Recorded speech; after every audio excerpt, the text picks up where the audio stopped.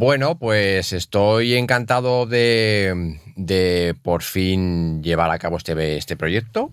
Es un proyecto que llevamos planeando mucho tiempo con mucha ilusión y por fin vamos a hablar del bullying y vamos a hablar en primera persona del bullying dentro del colectivo LGTBI, pero vamos ampliándolo también a más colectivos y a más entornos.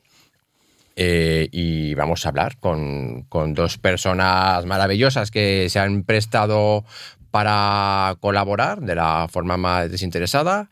Y vamos a empezar hablando de nuestras experiencias dentro de la escuela, del instituto y de cómo vivimos el bullying. Alejandro, ¿qué tal? Pues muy bien. ¿Nervioso? Bueno, un poquito. Bueno, y David, somos dos Davices. ¿Qué tal? ¿Cómo estás? Muy bien. Vale, pues mira, vamos a empezar contigo. Vamos a empezar contigo con el más joven. Como David y yo somos de más o menos de la misma quinta, hemos vivido el mismo tipo de acoso. En otra época, quizá. En otra época diferente. Y vamos a hablar de tu experiencia. De tu experiencia Vale. dentro del entorno escolar y del bullying. ¿Cómo empezó todo? Pues bueno, ¿cómo empezó todo? Bueno, os pongo un poco en contexto. Yo tengo 25 años y bueno, más o menos empezó como en la ESO. O sea, yo en primaria como que sí que sufrí, o sea, no lo podría catalogar como bullying porque no tengo un mal recuerdo de pues que estuviese pasándolo muy mal, que no tuviese ganas de ir al colegio y todo eso. Entonces, bueno, sí que algún vacile por parte de algún compañero o compañera en el recreo, pero no era algo como que me hacía sufrir, por así decirlo. Entonces luego ya, pues en primero de la ESO, ahí un poco comenzó todo. Entonces me tocó, bueno, eso es una cosa importante porque, bueno, sabéis que cuando termináis la primaria, luego os asignan un instituto. Entonces os pasan con los compañeros o compañeras que estabais en primaria. Entonces a mí me cambiaron de instituto, porque mis padres se empeñaron en cambiarme de instituto y me pasaron a un instituto, bueno, en este caso un instituto concertado. Entonces, claro, yo solo conocía a una chica que era como mi mejor amiga en ese entonces. Bueno, tenía dos mejores amigas, pero una de ellas, y pues solo estaba con ella. Y bueno, casualidad que coincidí con otra chica que hacía pintura y pues solo tenía estas dos personas de confianza. Te voy a Entonces, interrumpir un segundo. El bullying empezó entonces en el instituto. sí, en No el instituto. no fue en primaria. Es que en nuestra época era EGB. No, en el instituto. Sería como cuando tienes 12 años. Sí, 11, 12 años. Y ya pasáis de primaria a secundaria. A secundaria, que son 4 años, eso es. De primero a cuarto de la ESO. Entonces, claro, yo me sentía un poco solo en el sentido de que no conocía a nadie. Bueno, más que a esas dos chicas. Entonces, fue un poco cuando empezó. Y bueno, pues básicamente me tocó en clase con vaya A y B. Entonces me tocó con 6 repetidores. Que bueno, no estoy diciendo que los repetidores No, hombre, no.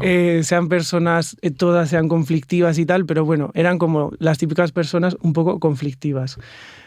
Y pues bueno, unos cuantos de esos repetidores pues eran los que empezaron como a acosarme en el sentido de a vacilarme, a darme collejas, a no sé, pues eso, como en clase, pues eso, como a insultarme.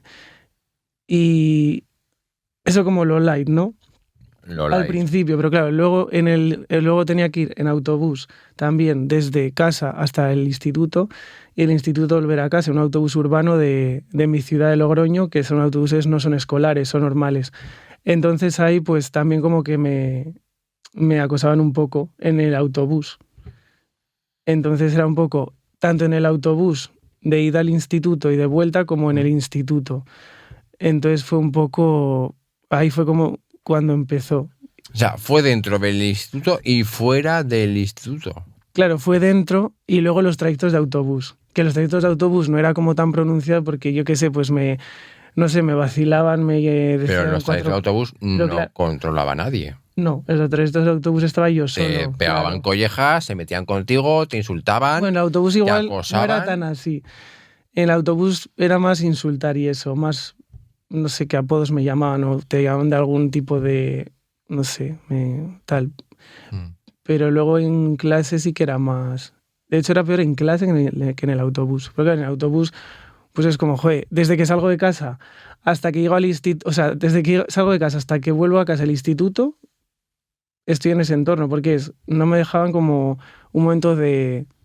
Estabas en constante estado de alerta. Claro, porque es que era como así todo el Mm. rato. O sea, que no Vale. era todo el rato en el instituto, las 6 horas de clase, tal, pero claro, yo es que no tenía ganas de ir al instituto. O sea, es que era como, Luego veremos una entrevista que hice a Save the Children para que veáis el concepto de bullying y todo lo que es el plan de protección de la infancia y todo eso.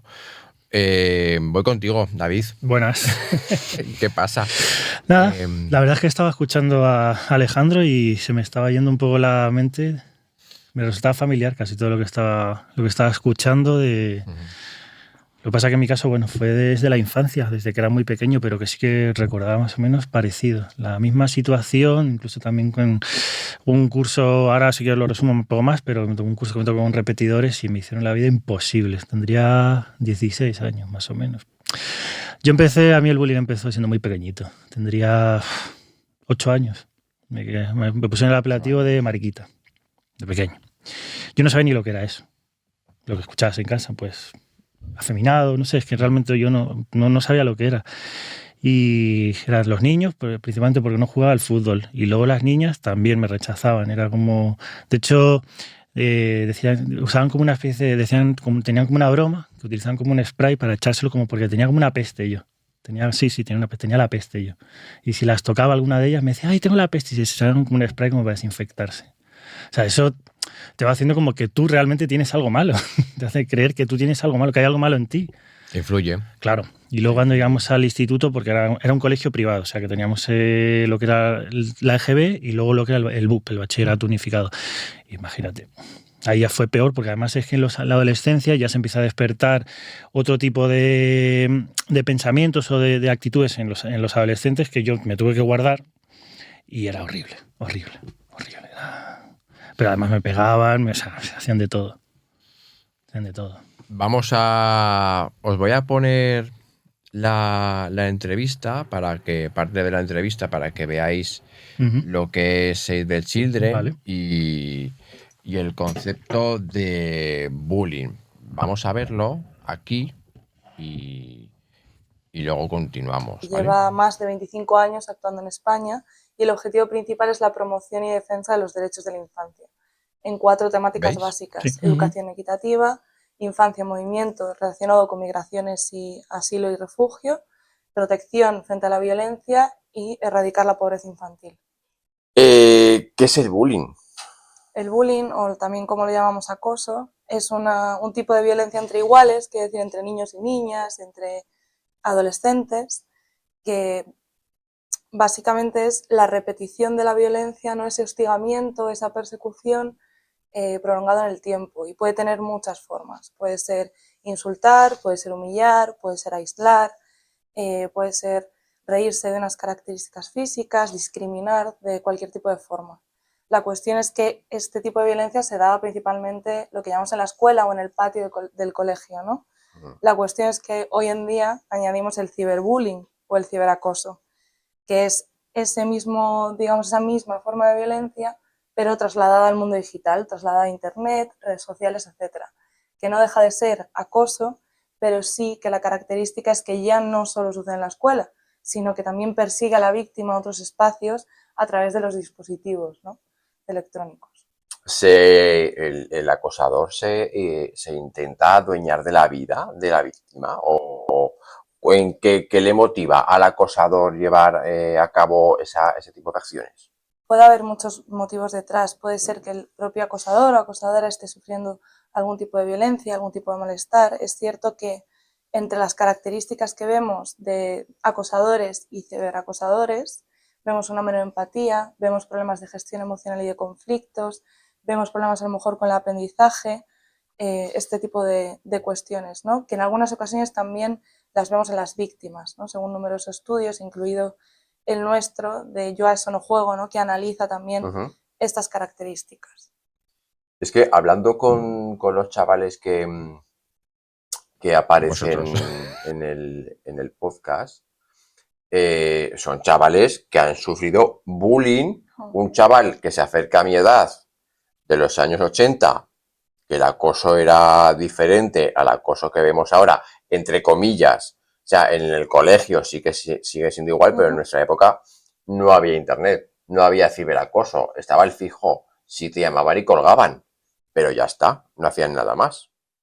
¿Qué factores influyen en que esto se produzca? ¿Cómo se puede detectar?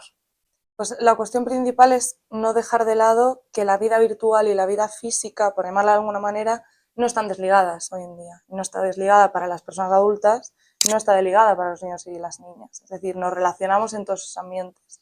Con lo cual, las violencias que ocurren en el mundo físico pueden ocurrir en el virtual y viceversa, y a la vez. Y es lo que hablábamos, ¿no? Del acoso. Es decir, te puede perseguir a través de las tecnologías. De las tecnologías, correcto. Efectivamente. Vale.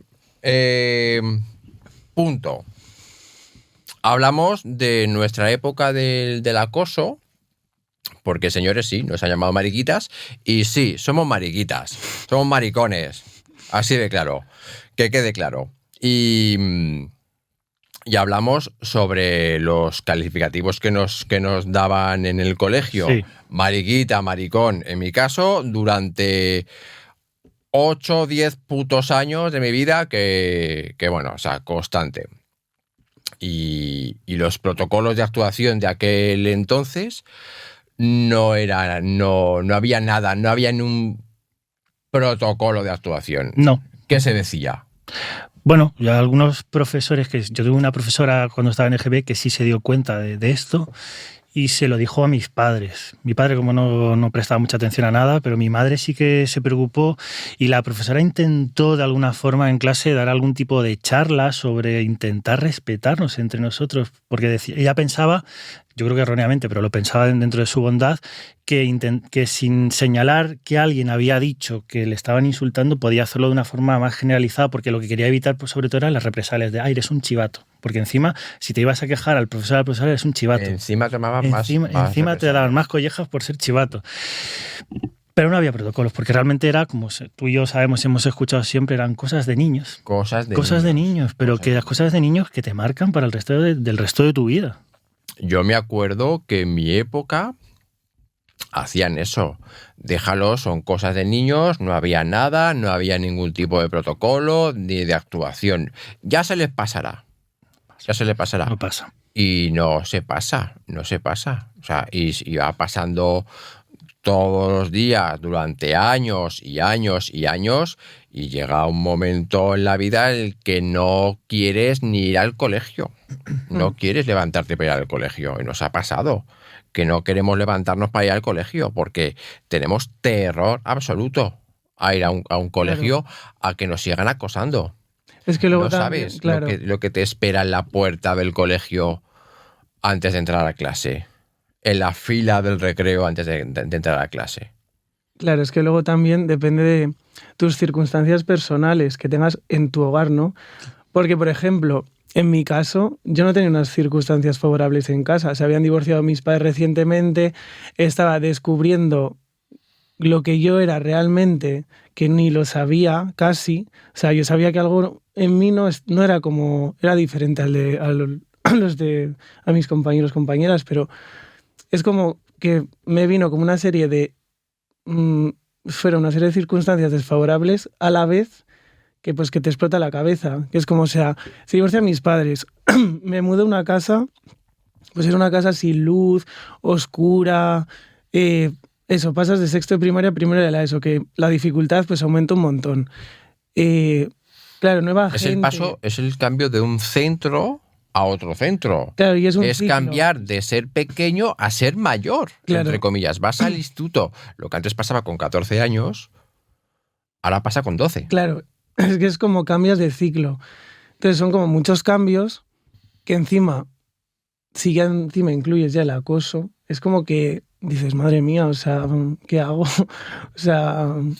Y Sí, sí. alguien en tu entorno identificó, o sea, me refiero en tu entorno, en el colegio, bueno, el instituto, identificó lo que estaba pasando e intentó hacer algo, como pasó conmigo cuando estaba en séptimo.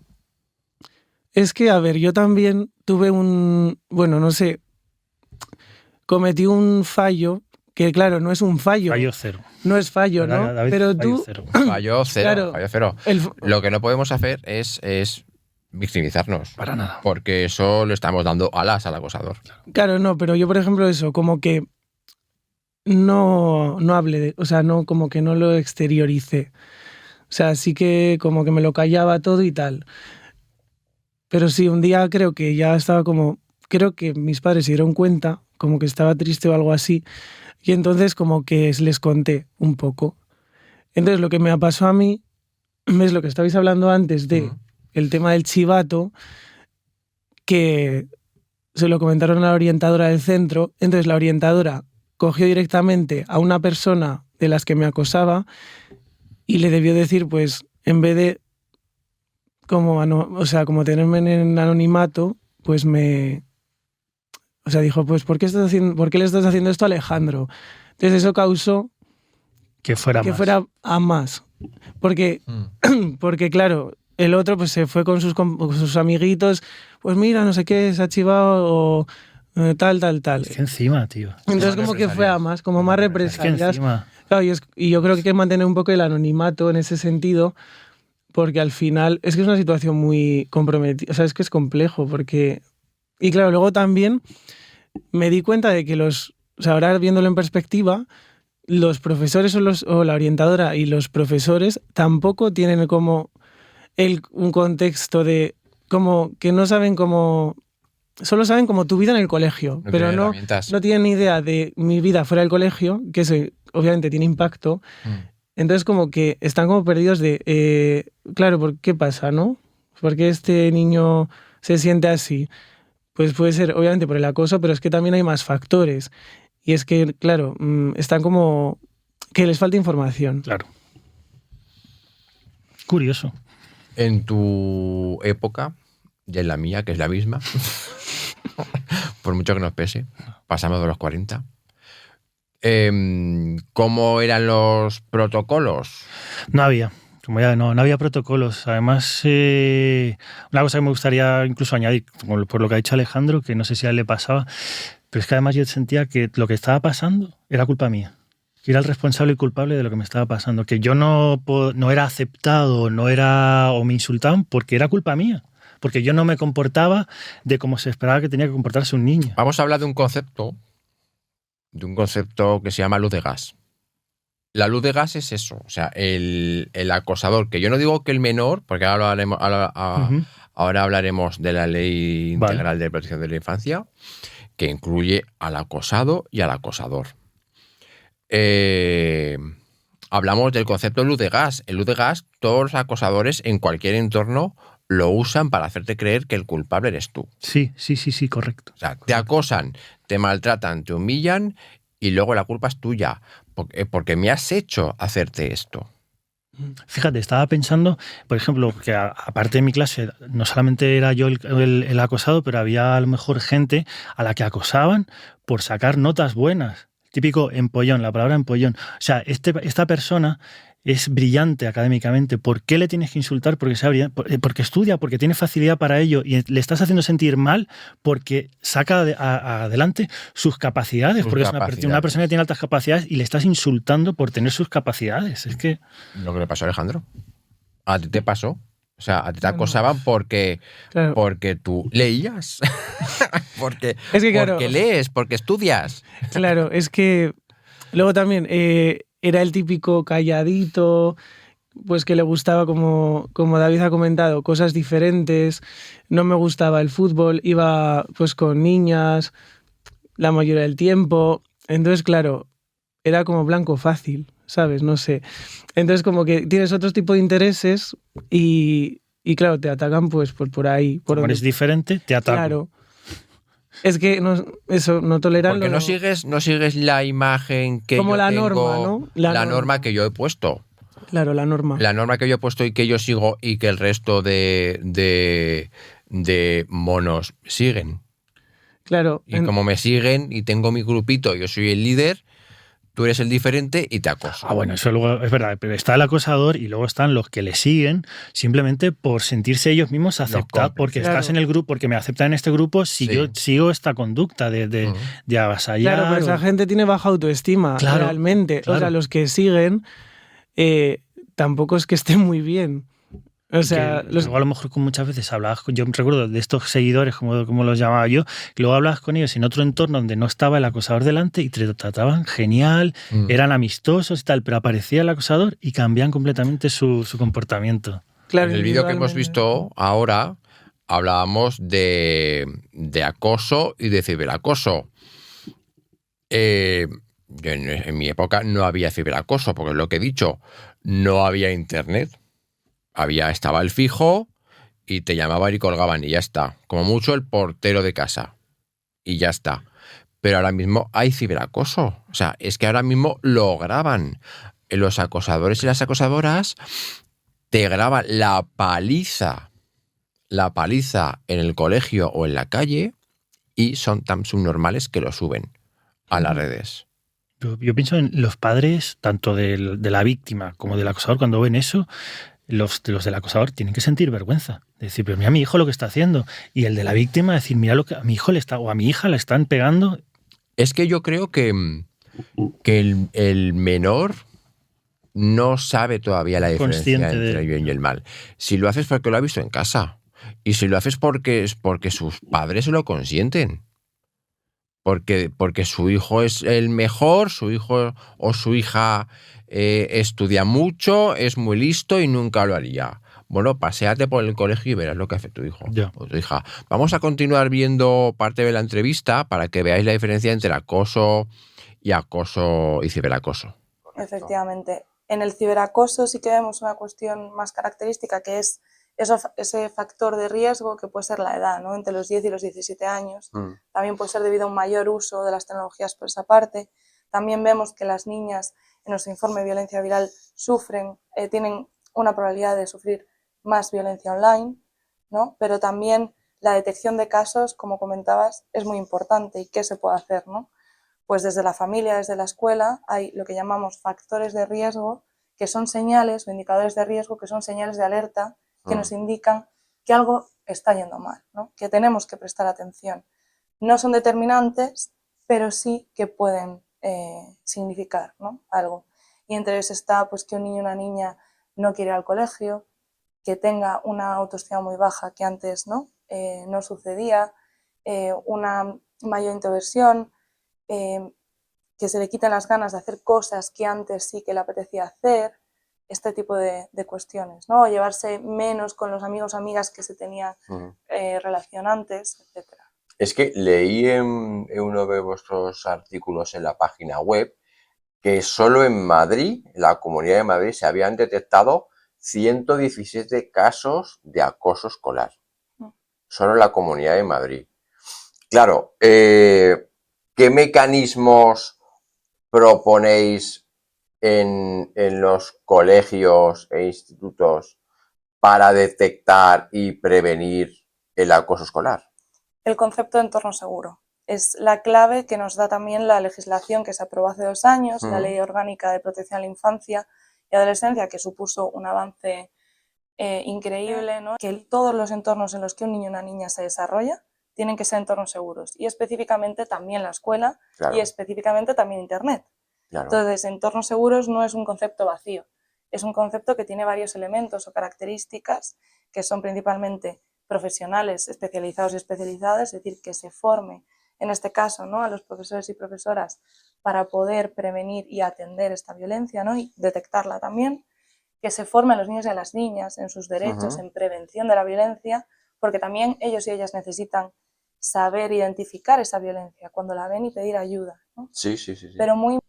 Bueno, concepto entorno seguro y concepto de que el profesorado se forme para detectar Los casos. Ya le hemos dicho antes, bajo mi experiencia, apatía, no había ganas de ir al colegio, miedo a encontrarte lo que había ese día en clase, lo que te iba a pasar, porque cada día pasaba una cosa diferente. O te escupían, o te daban mariquita constantemente, o te ponían cosas en la mochila, sí. o te ponían en evidencia delante de toda la clase, y este concepto de entorno seguro y el concepto o los protocolos para detectar estos casos no existían. No existían. Lo que hemos dicho antes, son cosas de niños. ¿Cómo creéis que tiene que ser el protocolo ahora mismo? Porque hablamos de redes, hablamos de acoso y de ciberacoso. ¿Cómo tiene que ser esto dentro de un centro? Pues a ver, yo creo que tampoco se le puede como poner todo el peso, toda la responsabilidad a los profesores, porque creo que... parte de la responsabilidad sí, y formarles en estos temas sí, pero que se hagan cargo de todo no, porque al final ellos van a dar sus clases también y a hacer su trabajo. Y creo que estaría bien que hubiese una especie de departamento en el centro encargado de estos temas sociales, o que englobe todo esto, y que pues detecten lo que pues para la prevención, la detección y luego la actuación. ¿No? Un poco pues el tema de comunicarse con los padres, de reunir a los padres con el acosador y todo este tema, porque al final el profesor tiene que estar a 1000 cosas. Obviamente está muy bien que esté y que se comunique con, imagínate, el responsable, ¿no?, de este, por ejemplo, departamento, obviamente porque él es el primero que lo va a detectar, entonces tiene que haber formación. También creo que ahí hay falta, porque creo que no están lo suficientemente formados como para hacerse cargo de estas situaciones. Mira, además de Save the Children, que aquí agradezco su participación porque también se han prestado de la forma más desinteresada, también agradezco a UNICEF España, que también han colaborado con nosotros y nos han facilitado una documentación súper importante. Mira, la Ley de Protección de la Infancia arranca en el Congreso de los Diputados en 2014. En 2014. Bueno, pues se aprobó 7 años después. En 2021. ¿Vale? Ya, no sé qué ha pasado en esos 7 años. ¿Se ha escondido? ¿Se ha perdido? ¿O quizá no era prioritaria esa ley? ¿O no era prioritaria? No era prioritaria. Pues bueno, ahí está. Nada. Ahí está. Bueno, vale. Que es una ley integral, ¿de acuerdo? Niños, niñas y adolescente. Y implica sociedad, ámbito penal y judicial, fuerzas y cuerpos de seguridad del Estado, familia, escuela, entornos deportivos y de tiempo libre, Sistema Nacional de Salud e Internet. Es que aquí ya venimos con todo lo que es la política y partidas presupuestarias y todo eso que se manda y que, ya tocamos el tema luego las comunidades tocamos el tema del dinero, no utilizan o se lo guardan. Entonces, vamos a explicar un poquito cómo protege esta ley, ¿vale? En la escuela. Vamos a hablar de la escuela, que es lo que nos concierne. Las figuras de protección. Hay una figura ahora mismo que se acaba de inventar, que en nuestra época no existía, que es la figura del coordinador de bienestar y de protección, ¿vale? Y los protocolos de actuación contra la violencia. Vale. ¿Qué funciones se desempeña? Pues mira, organiza planes de formación sobre prevención, detección y precoz y protección, coordina casos que requieran intervención de los servicios sociales, promueve el bienestar y la cultura y el buen trato entre el alumnado, bueno, bien, fomenta métodos de resolución pacífica de conflictos e informa a todo el personal del centro sobre los protocolos para la prevención y protección de cualquier forma de violencia.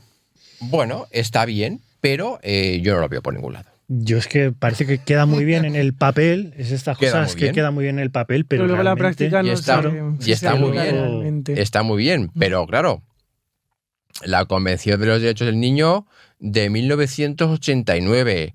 El Comité de los Derechos del Niño ha pedido a nuestro país en reiteradas ocasiones que apruebe la ley integral frente a la violencia hacia la infancia. Y se aprobó en 2021. Y luego esto está en la Agenda 2030, para objetivos en el desarrollo sostenible. Muy bien. ¿Qué significa la ley integral? Pues mira, sensibilizar, prevención, identificación, tratamiento y reparación del daño. Bueno, son muchas cosas, son muchos conceptos, pero vamos a la práctica. Tú que eres más joven. Claro, yo es que estamos hablando de 2010.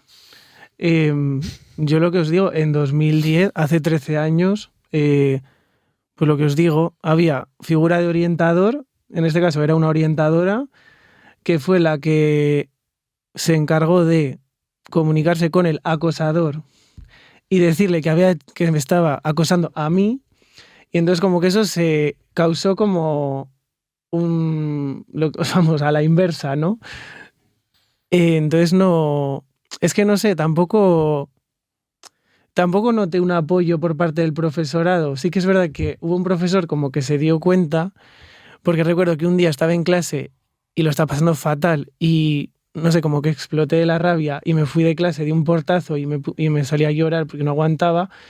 Y un profesor como que salió y me consoló y me dijo: tranquilo, Alejandro, que en cuarto de la ESO todo esto va a acabar, vas a estar mejor, no sé qué. Porque de primero a tercero de la ESO fue como mi periodo de acoso, ¿no? Esos 3 años, luego en cuarto ya mejor. Pero también porque me rebelé un poco. La Coño, lié. pero hay que- Bueno, la pero, medio a lié. ver, yo soy de los que piensan que lo CEN está muy bien, pero mandar a la mierda a alguien de vez en cuando también está muy bien. No, Sí. claro, es que ya, pues eso, ya pues cogía uno y bueno, pues Sí, Le diste pa'l pelo. un poquito. sí. Ya está. Pues, Eso muy- coño. pero sabes una cosa, que eso Joder. te enseña para el resto de tu vida, te enseña, que yo no lo hice, la verdad lo tendría que haber hecho, pero te enseña para el resto de tu vida, porque luego no solamente el acoso es algo que tendrás en el colegio, hay muchas cosas que se van a repetir cuando seas mayor, cuando seas adulto funcional, en el ambiente laboral. Claro. Hay muchas características que en mi vida se han repetido, cosas que vivía en el colegio, hasta que hay un momento que cuando tienes 20, 30 años que dices, aquí voy a poner punto y final a esto. Y te enfrentas Claro. a la persona que te acosa en el trabajo. Hay que poner límites. Claro, Claro. claro. Poner límites es lo más importante que existe para evitar que vuelva a pasar ningún tipo de situación así. Pues ese fue mi Totalmente. límite en tercero. Bueno, realmente en tercero fue como una puntillita, y ya en cuarto, que ese seguía molestándome, pues ya ahí fue cuando ya dije, mira, hasta aquí. Entonces ya puse el límite y ya me dejaron en paz. Bueno, tampoco queda mucho más tiempo, ¿no? De la ESO, pero como que ya no era como, no sé, como que me empoderé. ¿Sabes? Me empoderé. Pero como estamos aquí ahora mismo. Claro, pero es que si no, yo somos ya... tres maricas empoderadas. Es que estaba cansado ya, o sea, yo no podía más.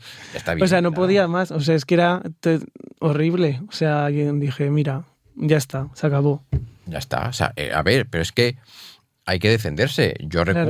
recuerdo que hubo. Yo es que tengo la imagen, yo era un crío, yo tenía 13 años, 14 años, era un crío. Y yo salía del colegio con mi hermano. Yo soy mellizo. Y salíamos del colegio y nos perseguían unos chavales. Los acosadores nos perseguían hasta casa. Y yo, llámame raro, pero tengo mi intuición. Y yo le dije a mi hermano, vete, adelántate y dile a la mamá que baje. Bueno, claro, es que era evidente. Y llegó. Me acuerdo que me pegaron un puñetazo en la boca del estómago, que me dejaron sin aire. Y llegamos hasta el portal y estaba mi madre abajo esperando. Y yo ya me armé de valor, vamos, di una somanta de hostias a cada uno, eran 3. Eran 3, y yo 1. Les di una somanta de hostias a los 3, que les dejé la cara hecha, vamos, pero. ¿Te volvieron a molestar? Y pues no, la verdad es que no. No me volvieron a molestar. Lo que hablábamos, no una vez que ya marcas los límites, como que ya la persona dice, vale, hay que marcar límites. Y ahora mismo el menor o la menor está sobreprotegido también, pero por parte también de los padres, o sea, por lo que hemos dicho antes, es que mi hijo no hace esto, es que mi hijo no hace lo otro, y en el colegio a ti y a mí, si nos castigaba el profesor, llegábamos a casa y decían, pues algo lo has hecho, y ahora castigado también. y ahora es, sí, pues voy a ir a hablar con tu profesor. Y bueno, y pobre profesor. Es que tiene que haber un equilibrio. Pobre profesor. Tiene que haber un equilibrio. Porque se lleva también otra somanta de hostias. Sí, es que es complejo el tema. Tiene que haber Es un equilibrio. complejo. Sí. Cuando hablamos de protocolos de detención y todo esto, como no lo estipulen mejor y como no lo lleven a cabo, ya haya inspecciones, ya haya visitas de servicios sociales, ya haya algún tipo de gestión. Pero hay una de las acciones siempre que yo no lo he visto bien, es hablar con los padres, pero directamente, porque muchas veces haciendo una entrevista con los padres se puede ver un poco, pues entiendo al hijo o a la hija cómo es, si ves a los padres dices, porque a lo mejor en casa del acosador puede estar ocurriendo una situación pues de violencia doméstica o violencia de género, o los padres se han separado y el niño está llamando o la niña está llamando la atención, pues porque que no justifica nada de lo que hace luego en el colegio a otros niños. No, te influye el desarrollo de la personalidad. Sí, o sea, un menor está absorbiendo todo tipo de información y todo tipo de referencias y está absorbiendo. Y luego ya él, pues cuando llega a los 14 años o pues su profesamiento ya profesa y ya marca la diferencia entre el bien y el mal. Pero mientras tanto, si él ve en casa maltrato, él lo va a reflejar. Bueno, lo puede reflejar o no lo puede reflejar, claro, porque tú lo reflejaste. No, depende, claro. O lo reflejas o haces lo contrario o te quedas como a la expectativa. Entonces, claro, es que depende de muchas cosas. Claro, se puede decir, claro, está muy mal que el acosador lo que hace está muy mal, pero es que también hay que ver su situación, por qué está haciendo eso, ¿no? ¿Por qué se comporta así? Y tratar el tema como más de raíz. O sea, pues claro que el centro educativo al final conozca esa situación en profundidad. Total. Porque es que si no, ¿cómo vas a atajar el problema? Y luego también hay padres que es como eso. ¿Qué dices? ¿Cómo va a hacer mi hijo eso? Pero si mi hijo es lo mejor, si es súper bueno, si es la mejor persona del mundo. Pues no sé yo, igual no. Igual no está. Igual es que le pega a sus compañeros día sí día también. O quizá los padres no prestan la atención al crío, al niño o a la niña y no se dan cuenta realmente cómo es, de verdad no le conocen. Cuando pasaba esto, lo que se hacía era separar a la víctima. Justo, iba a hablar de eso ahora mismo, justo. Se hace culpable siempre a la víctima. Se le cambia de centro a la víctima. Se cambia de centro a la víctima. ¿Pero por qué hay que cambiarle de centro? ¿Pero que se echen a los acosadores o le pongan una sanción de expulsado? Claro. Sí. Bueno, expulsión no, yo creo que no. Trabajos. Claro, porque si tú expulsas a la persona, eso es otro tema. El castigo. Eso es interesante, ¿no? Porque, a ver, el castigo es un arma de doble filo. Si hay gente que el castigo puede ser positivo o negativo. Si yo soy una persona que no me gusta el cole, que me castigan sin ir al cole, es genial. Claro. Entonces, no se puede atajar el problema castigándolo sin ir al colegio o sin darle educación. Creo que habría que un castigo más, pues hacer algo, colaborar en el colegio, que hagan... Que se involucre. Que se involucren en los recreos, ¿no? Que es el único tiempo que tienen como para que vean que lo que hacen está mal y que en el recreo, pues yo qué sé, pues limpien el patio, que contribuyan a mejorar el centro educativo, no sé, que hagan enseñarles empatía.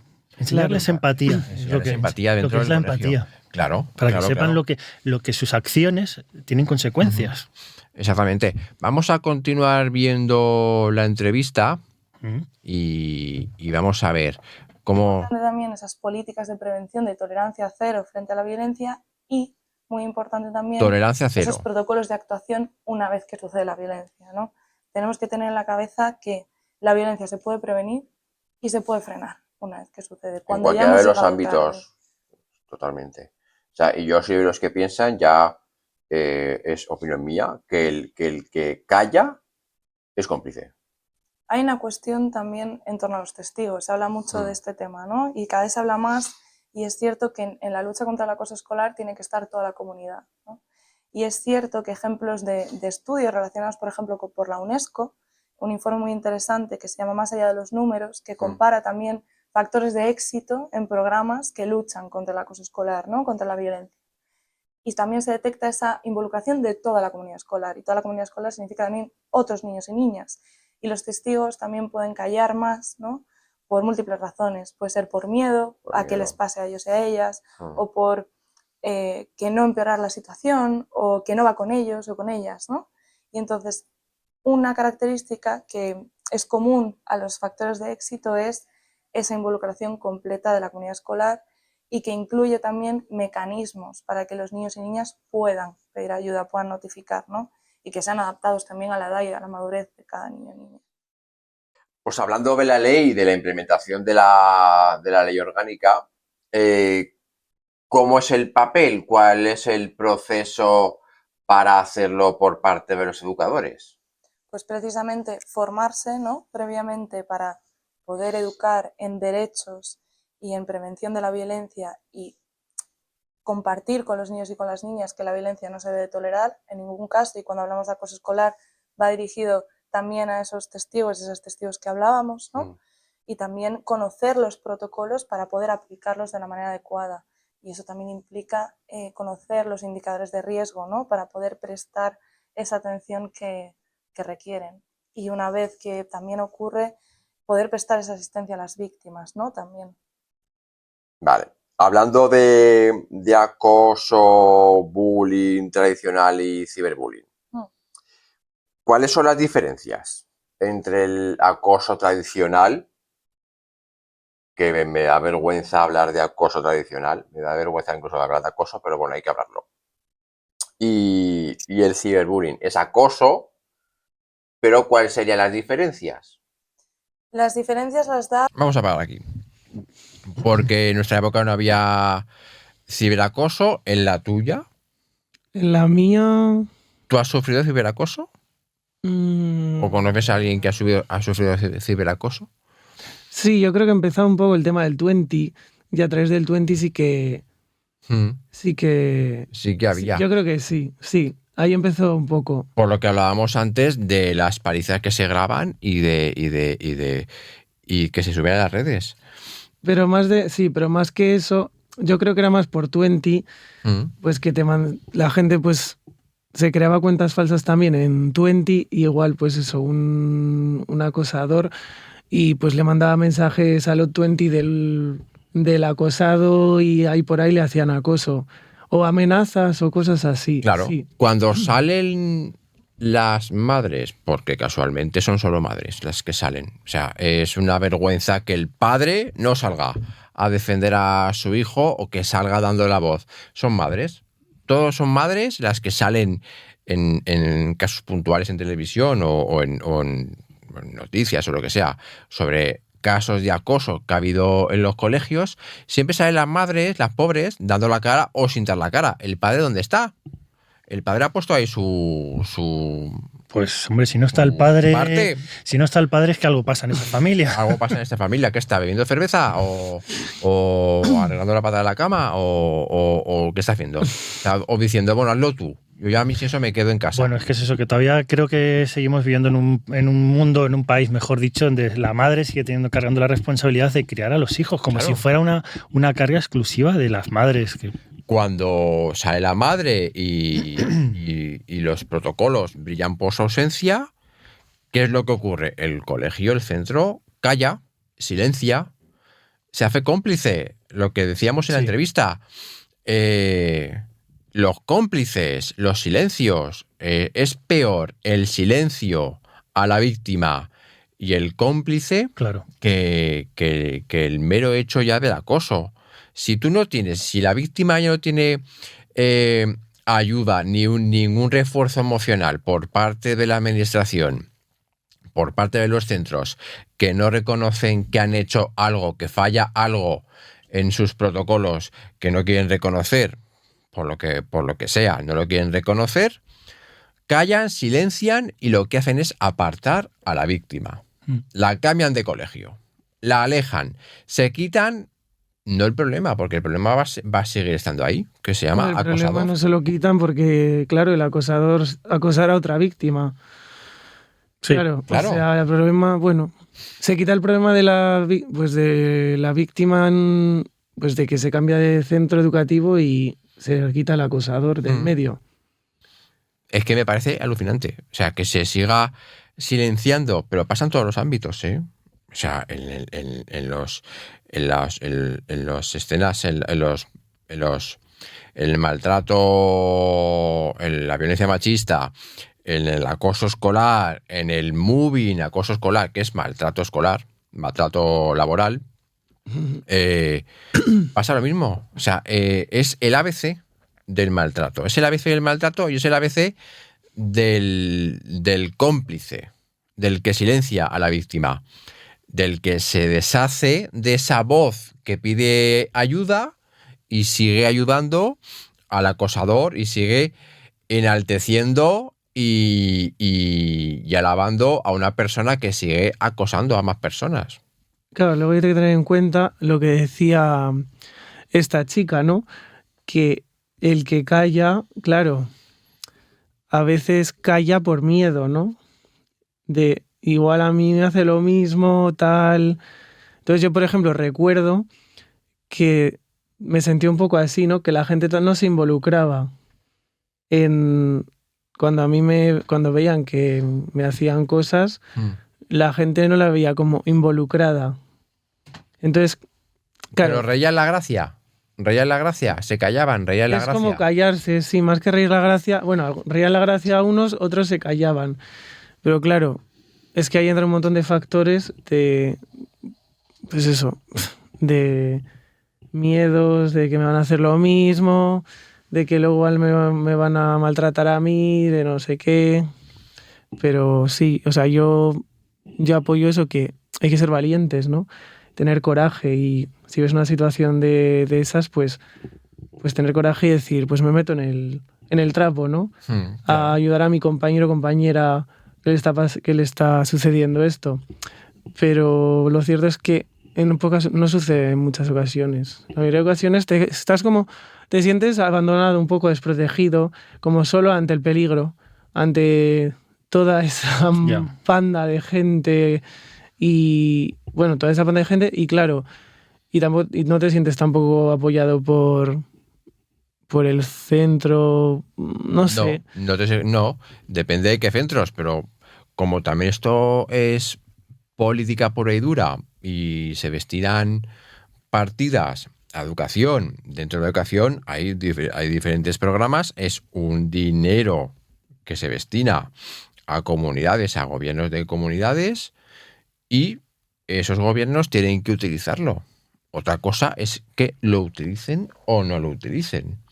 Y o que lo utilicen y que sea insuficiente, porque realmente a lo mejor dar una charla una vez al año sobre este tema puntual de media hora, pues a la gente que tiene 12, 13, 14 años le va a entrar por un oído y le va a salir por el otro y van a decir, pues muy bien. Van a ir a la charla porque no van a ir a la clase. Porque estamos obligados, porque no tenemos que ir a clase, nos saltamos clase de matemáticas y ya está. Y ya está. 2 horas.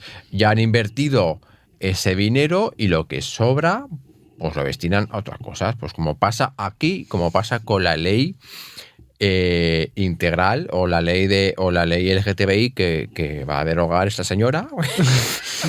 La ley de protección del menor de sí. LGTBI, sí. Que la va a derogar de manera urgente. Ya está. Porque le apetece, pero bueno. No crea debate y el dinero que recibo por parte del Estado me lo guardo y lo destino pues a terapias de conversión, a guardármelo en mi bolsillo, a repartirlo entre mis amigos los fondos de inversión que gestionan colegios concertados para destinarlo a otras cosas. Es que además, fíjate, David, muchas veces se dice que es que se va a los colegios a adoctrinar a los alumnos, lo llaman adoctrinar, ir a explicarle a otros adolescentes, a otros niños que tienen que respetarse entre ellos, lo dicen que es adoctrinamiento. Claro, es totalmente absurdo, porque realmente lo que estás intentando explicarle a otro adolescente, a otro menor, es las diferencias individuales de cada persona, que tienes que respetar eso en tu vida y a lo largo, desde que eres adolescente hasta que seas adulto, que tienes que respetar las diferencias individuales de cada individuo. Totalmente. Y lo llaman adoctrinamiento. Lo llaman adoctrinamiento porque quieren borregos. Quieren gente que no sepan lo que es eso. Y quieren gente que sea más violenta en la calle, pues para sacarlos en algún momento dado, sin tener ni idea de lo que significa amnistía o lo que sea. Estamos muy actuales, para salir, muy actuales ahora. Y ya está. Y yo protesto porque los demás salen a protestar, porque no tengo ni puta idea de lo que está pasando y no sé lo que ha pasado hace 30 años. Así que yo salgo, por si acaso, y yo la lío parda. Y luego ya, pues ya veremos lo que pasa. Pues bueno, sí, como pasa, pues pasa aquí. Pues pasa aquí. Estamos a punto de terminar. Y me gustaría terminar dando una voz y dando consejos. Consejos. ¿Qué consejos darías? Consejos. Pues mira, varios consejos. Pues mira, el primer consejo que daría a las personas que estén sufriendo acoso de cualquier tipo es que no se callen, que da miedo, pero que hay que hablarlo y que pues a gente cercana, a un familiar cercano, tu padre, a tu madre, a tu hermano, a tu hermana, a un mejor amigo, amiga, pues que informar, ¿no? Porque si no, al final, cuando te callas, pues es peor, porque el sufrimiento o sea, te reprimes el sufrimiento, no estás como informando, porque claro, a ti te puede parecer que la gente se está dando cuenta de lo que está sucediendo, pero es que igual luego tú internamente, tú no expresas ese dolor. Obviamente se puede ver en el colegio, ¿no? Pero no, o sea, no te puedes llegar a pensar la magnitud que puede causar en una persona, ¿no? Y cómo se está sintiendo. Entonces, pues hablar, sobre todo, y eso, pedir ayuda, obviamente, y tener mucha valentía y coraje, y no sé, y también pues no sé, rebelarte un poco, ¿no? Ante las cosas. Obviamente es muy difícil, ¿no? Pero pues hay que poner límites, lo que decíamos antes. Y cuando pones límites, ahí te das cuenta de que al final la gente empieza a respetarte, ¿no? A parar un poco el carro y no sé, y a reflexionar un poco. Porque es que si no, al final te quedas ahí, que eres como un balón de fútbol. Total. Mando para ahí, luego para allá. Y van dando patadas. Claro, como un muñeco. Te van dando patadas. Total. Entonces, un poco eso.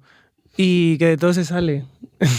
Que a veces parece que no. Se sale. Pero casi todo es temporal y esto también. Y mira, pues ahora he estado hoy aquí. Y la terapia es súper importante. También, 13 años más tarde y con una vida bastante decente. Cuando te saques el grado, te llamaré para que me hagas terapia. y que de todo se sale. Y que el sufrimiento se puede aprender mucho y se puede transformar en aprendizaje. Que no hay que quedarse anclado en el pasado. Y bueno, eso, básicamente. David.